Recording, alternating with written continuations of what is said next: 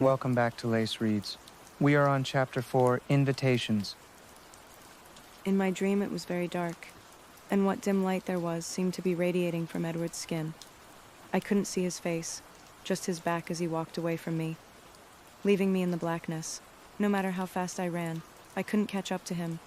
No matter how loud I called, he never turned. Troubled, I woke in the middle of the night and couldn't sleep again for what seemed like a very long time. After that, he was in my dreams nearly every night, but always on the periphery, never within reach. The month that followed the accident was uneasy, tense, and at first embarrassing. To my dismay, I found myself the center of attention for the rest of that week. Tyler Crowley was impossible, following me around, obsessed with making amends to me somehow. I tried to convince him what I wanted more than anything else was for him to forget all about it, especially since nothing had actually happened to me, but he remained insistent. He followed me between classes and sat at our now crowded lunch table. Mike and Eric were even less friendly toward him than they were to each other, which made me worry that I'd gained another unwelcome fan. No one seemed concerned about Edward, though I explained over and over that he was the hero, how he had pulled me out of the way and had nearly been crushed, too. I tried to be convincing. Jessica, Mike, Eric, and everyone else always commented that they hadn't even seen him there till the van was pulled away. I wondered to myself why no one else had seen him standing so far away, before he was suddenly, impossibly saving my life. With chagrin, I realized the probable cause. No one else was as aware of Edward as I always was. No one else watched him the way I did. How pitiful. Edward was never surrounded by crowds of curious bystanders eager for his first-hand account. People avoided him as usual. The Cullens and the Hales sat at the same table as always, not eating, talking only among themselves. None of them, especially Edward, glanced my way anymore. When he sat next to me in class, as far from me as the table would allow, he seemed totally unaware of my presence. Only now and then, when his fists would suddenly ball up, skin stretched even whiter over the bones, did I wonder if he wasn't quite as oblivious as he appeared. He wished he hadn't pulled me from the path of Tyler's van. There was no other conclusion I could come to. I wanted very much to talk to him, and the day after the accident I tried. The last time I'd seen him, outside the ER, we'd both been so furious. I still was angry that he wouldn't trust me with the truth, even though I was keeping my part of the bargain flawlessly. But he had in fact saved my life, no matter how he'd done it, and overnight the heat of my anger faded into odd gratitude.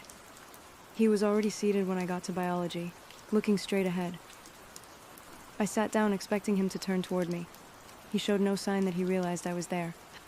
"Hello, Edward," I said pleasantly, to show him I was going to behave myself. He turned his head a fraction toward me without meeting my gaze, nodded once, and then looked the other way. And that was the last contact I'd had with him.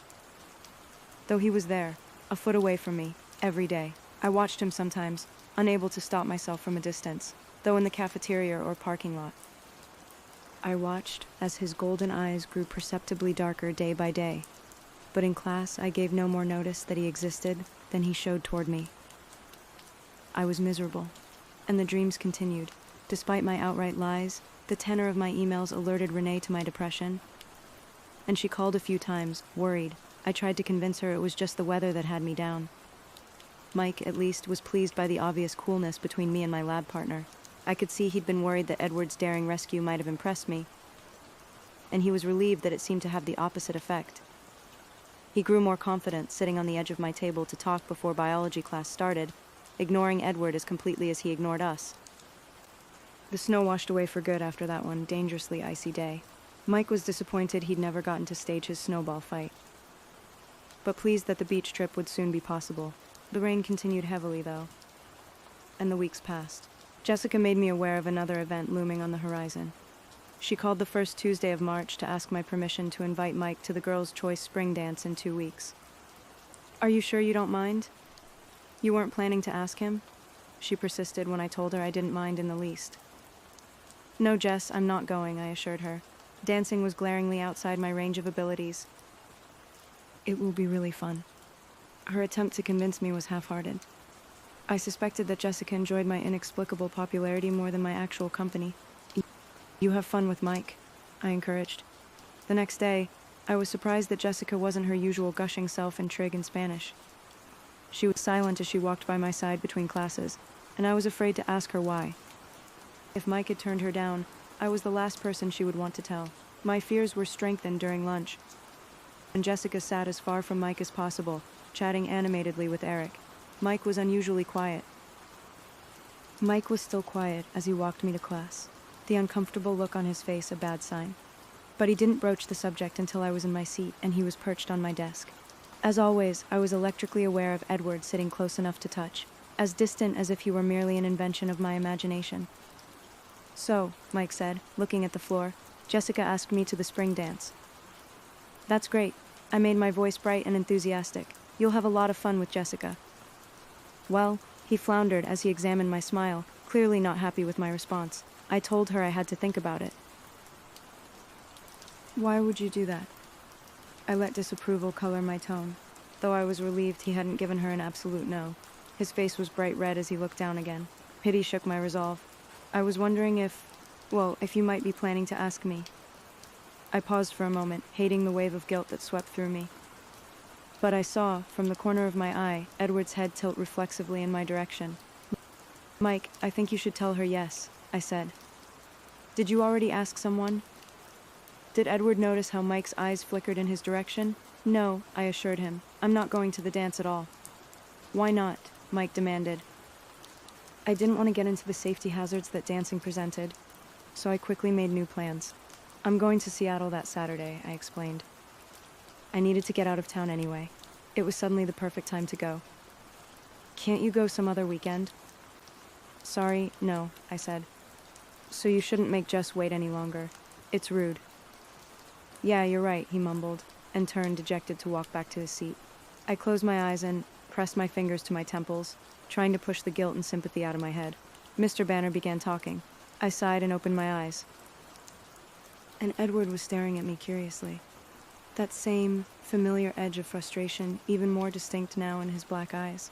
I stared back, surprised, expecting him to look quickly away. But instead, he continued to gaze with probing intensity into my eyes. There was no question of me looking away. My hands started to shake. "Mr. Cullen," the teacher called, seeking the answer to a question that I hadn't heard.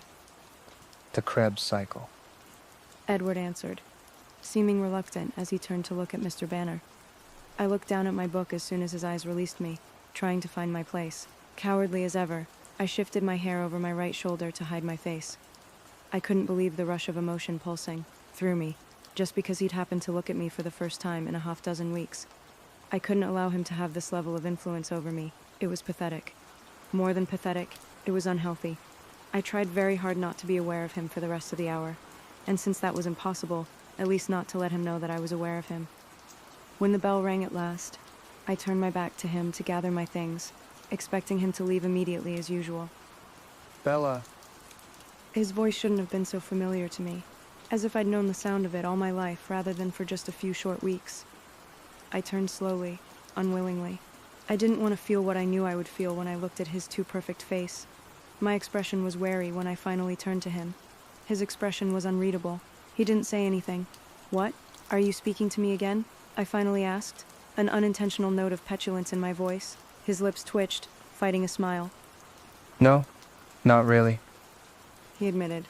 I closed my eyes and inhaled slowly through my nose, aware that I was gritting my teeth. He waited. "Then what do you want, Edward?" I asked, keeping my eyes closed. It was easier to talk to him coherently that way. "I'm sorry. I'm being very rude, I know. But it's better this way, really." I opened my eyes. His face was very serious. "I don't know what you mean," I said, my voice guarded.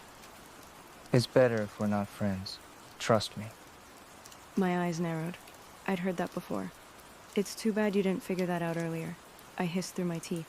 "You could have saved yourself all this regret." "Regret?" The word, and my tone, obviously caught him off guard. "Regret for what?" For not just letting that stupid van squish me. He was astonished. He stared at me in disbelief. When he finally spoke, he almost sounded mad. "You think I regret saving your life?" "I know you do," I snapped. "You don't know anything." He was definitely mad. I turned my head sharply away from him, clenching my jaw against all the wild accusations I wanted to hurl at him. I gathered my books together, then stood and walked to the door. I meant to sweep dramatically out of the room, but of course I caught the toe of my boot on the door jamb and dropped my books. I stood there for a moment, thinking about leaving them. Then I sighed and bent to pick them up. He was there. He'd already stacked them into a pile. He handed them to me, his face hard. "Thank you," I said icily. His eyes narrowed. You're welcome. He retorted. I straightened up swiftly, turned away from him again, and stalked off to gym without looking back. Gym was brutal. We'd moved on to basketball. My team never passed me the ball, so that was good. But I fell down a lot. Sometimes I took people with me. Today I was worse than usual, because my head was so filled with Edward. I tried to concentrate on my feet, but he kept creeping back into my thoughts. Just when I really needed my balance. It was a relief, as always, to leave. I almost ran to the truck. There were just so many people I wanted to avoid. The truck had suffered only minimal damage in the accident. I'd had to replace the taillights, and if I'd had a real paint job, I would have touched that up. Tyler's parents had to sell their van for parts. I almost had a stroke when I rounded the corner and saw a tall, dark figure leaning against the side of my truck. Then I realized it was just Eric. I started walking again. "Hey, Eric," I called. "Hi, Bella. What's up?" I said as I was unlocking the door. I wasn't paying attention to the uncomfortable edge in his voice, so his next words took me by surprise. I was just wondering if you would go to the spring dance with me." His voice broke on the last word. "I thought it was girls' choice," I said, too startled to be diplomatic. "Well, yeah," he admitted, shamefaced. I recovered my composure and tried to make my smile warm. "Thank you for asking me, but I'm going to be in Seattle that day." "Oh," he said. "Well, maybe next time." "Sure," I agreed, and then bit my lip. I wouldn't want him to take that too literally. He slouched off, back toward the school. I heard a low chuckle. Edward was walking past the front of my truck, looking straight forward, his lips pressed together. I yanked the door open and jumped inside, slamming it loudly behind me. I revved the engine deafeningly and reversed out into the aisle. Edward was in his car already, 2 spaces down, sliding out smoothly in front of me. Cutting me off, he stopped there to wait for his family. I could see the 4 of them walking this way. But still by the cafeteria, I considered taking out the rear of his shiny Volvo, but there were too many witnesses. I looked in my rearview mirror. A line was beginning to form, directly behind me. Tyler Crowley was in his recently acquired used Sentra, waving. I was too aggravated to acknowledge him. While I was sitting there, looking everywhere but at the car in front of me, I heard a knock on my passenger side window. I looked over. It was Tyler. I glanced back in my rearview mirror, confused. His car was still running. The door left open. I leaned across the cab to crank the window down. It was stiff. I got it halfway down, then gave up. "I'm sorry, Tyler. I'm stuck behind Cullen." I was annoyed. Obviously, the holdup wasn't my fault. "Oh, I know. I just wanted to ask you something while we're trapped here." He grinned. This could not be happening. "Will you ask me to the spring dance?" He continued. "I'm not going to be in town, Tyler." My voice sounded a little sharp. I had to remember it wasn't his fault that Mike and Eric had already used up my quota of patience for the day. "Yeah, Mike said that," he admitted. "Then why?" He shrugged.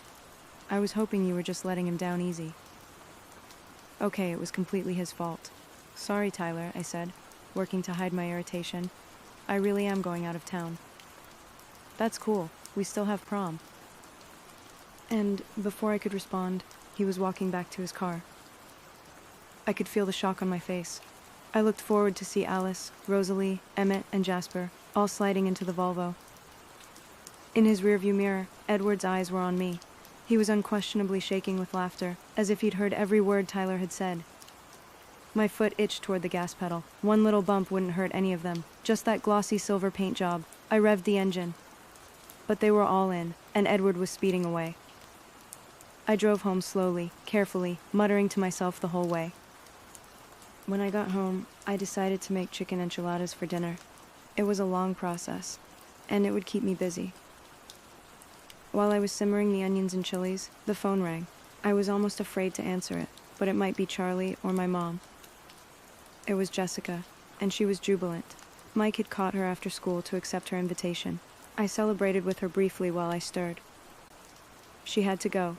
She wanted to call Angela and Lauren to tell them. I suggested with casual innocence that maybe Angela, the shy girl who had biology with me, could ask Eric. And And Lauren, a standoffish girl who had always ignored me at the lunch table, could ask Tyler. I'd heard he was still available. Jess thought that was a great idea. Now that she was sure of Mike, she actually sounded sincere when she said she wished I would go to the dance. I gave her my Seattle excuse. After I hung up, I tried to concentrate on dinner, dicing the chicken especially. I didn't want to take another trip to the emergency room, but my head was spinning, trying to analyze every word Edward had spoken today. What did he mean? It was better if we weren't friends. My stomach twisted as I realized what he must have meant. He must see how absorbed I was by him. He must not want to lead me on. So we couldn't even be friends, because he wasn't interested in me at all. Of course he wasn't interested in me, I thought angrily, my eyes stinging, a delayed reaction to the onions. I wasn't interesting, and he was. Interesting, and brilliant, and mysterious, and perfect, and beautiful, and possibly able to lift full-size vans with one hand. Well, that was fine. I could leave him alone. I would leave him alone. I would get through my self-imposed sentence here in Purgatory, and then hopefully some school in the Southwest, or possibly Hawaii, would offer me a scholarship. I focused my thoughts on sunny beaches and palm trees as I finished the enchiladas and put them in the oven. Charlie seemed suspicious when he came home and smelled the green peppers. I couldn't blame him. The closest edible Mexican food was probably in Southern California. But he was a cop, even if just a small-town cop, so he was brave enough to take the first bite. He seemed to like it. It was fun to watch as he slowly began trusting me in the kitchen. "Dad?" I asked when he was almost done. "Yeah, Bella?" I just wanted to let you know that I'm going to Seattle for the day a week from Saturday. If that's okay?" I didn't want to ask permission, it set a bad precedent, but I felt rude, so I tacked it on at the end. "Why?" He sounded surprised, as if he were unable to imagine something that Forks couldn't offer. "Well, I wanted to get few books. The library here is pretty limited, and maybe look at some clothes." I had more money than I was used to having, since, thanks to Charlie, I hadn't had to pay for a car. Not that the truck didn't cost me quite a bit in the gas department. "That truck probably doesn't get very good gas mileage," he said, echoing my thoughts. "I know. I'll stop in Montesano and Olympia and Tacoma if I have to." "Are you going all by yourself?" he asked. And I couldn't tell if he was suspicious, I had a secret boyfriend, or just worried about car trouble. "Yes." "Seattle is a big city. You could get lost," he fretted. "Dad, Phoenix is 5 times the size of Seattle, and I can read a map. Don't worry about it. Do you want me to come with you?" I tried to be crafty as I hid my horror. "That's all right, Dad. I'll probably just be in dressing rooms all day, very boring." "Oh, okay." The thought of sitting in women's clothing stores for any period of time immediately put him off. "Thanks," I smiled at him. "Will you be back in time for the dance?" Grr, only in a town this small would a father know when the high school dances were. "No, I don't dance, Dad." He of all people should understand that. I didn't get my balance problems from my mother. He did understand. "Oh, that's right," he realized. The next morning, when I pulled into the parking lot, I deliberately parked as far as possible from the silver Volvo. I didn't want to put myself in the path of too much temptation and end up owing him a new car. Getting out of the cab, I fumbled with my key, and it fell into a puddle at my feet. As I bent to get it, a white hand flashed out and grabbed it before I could. I jerked upright. Edward Cullen was right next to me, leaning casually against my truck. "How do you do that?" I asked in amazed irritation. Do what? He held my key out as he spoke. As I reached for it, he dropped it into my palm, appear out of thin air. "Bella, it's not my fault if you are exceptionally unobservant." His voice was quiet as usual. Velvet, muted. I scowled at his perfect face. His eyes were light again today, a deep golden honey color. Then I had to look down to reassemble my now tangled thoughts. "Why the traffic jam last night?" I demanded, still looking away. "I thought you were supposed to be pretending I don't exist, not irritating me to death." That was for Tyler's sake, not mine. I had to give him his chance. He snickered. "You," I gasped. I couldn't think of a bad enough word. It felt like the heat of my anger should physically burn him, but he only seemed more amused. And I'm not pretending you don't exist. He continued. "So you are trying to irritate me to death? since Tyler's van didn't do the job. Anger flashed in his tawny eyes, his lips pressed into a hard line, all signs of humor gone. Bella, you are utterly absurd. He said, his low voice cold. My palms tingled. I wanted so badly to hit something. I was surprised at myself. I was usually a nonviolent person. I turned my back and started to walk away. Wait. He called. I kept walking, sloshing angrily through the rain. But he was next to me, easily keeping pace. I'm sorry. That was rude. He said as we walked. I ignored him. I'm not saying it isn't true, He continued. but it was rude to say it anyway. Why won't you leave me alone? I grumbled. I wanted to ask you something, but you sidetracked me. He chuckled. He seemed to have recovered his good humor. Do you have a multiple personality disorder? I asked severely. You're doing it again. I sighed. Fine then. What do you want to ask? I was wondering if, a week from Saturday, the day of the spring dance. Are you trying to be funny? I interrupted him, wheeling toward him. My face got drenched as I looked up at his expression. His eyes were wickedly amused. Will you please allow me to finish? I bit my lip and clasped my hands together, interlocking my fingers, so I couldn't do anything rash. I heard you say you were going to Seattle that day, and I was wondering if you wanted a ride. That was unexpected. What? I wasn't sure what he was getting at. Do you want to ride to Seattle? With who? I asked, mystified. Myself, obviously. He enunciated every syllable, as if he were talking to someone mentally handicapped. I was still stunned. Why? Well, I was planning to go to Seattle in the next few weeks, and to be honest, I'm not sure if your truck can make it. My truck works just fine, thank you very much for your concern. I started to walk again, but I was too surprised to maintain the same level of anger. But can your truck make it there on one tank of gas? He matched my pace again. I don't see how that is any of your business. Stupid, shiny Volvo owner. The wasting of finite resources is everyone's business. Honestly, Edward, I felt a thrill go through me as I said his name, and I hated it. I can't keep up with you. I thought you didn't want to be my friend. I said it would be better if we weren't friends. Not that I didn't want to be. Oh, thanks, now that's all cleared up. Heavy sarcasm. I realized I had stopped walking again. We were under the shelter of the cafeteria roof now, so I could more easily look at his face, which certainly didn't help my clarity of thought. It would be more prudent for you not to be my friend, but I'm tired of trying to stay away from you, Bella. His eyes were gloriously intense as he uttered that last sentence, his voice smoldering. I couldn't remember how to breathe. Will you go with me to Seattle? He asked, still intense. I couldn't speak yet, so I just nodded. He smiled briefly, and then his face became serious. You really should stay away from me. He warned. I'll see you in class. He turned abruptly and walked back the way we'd come. Thanks for listening. Chapter 5 is coming soon.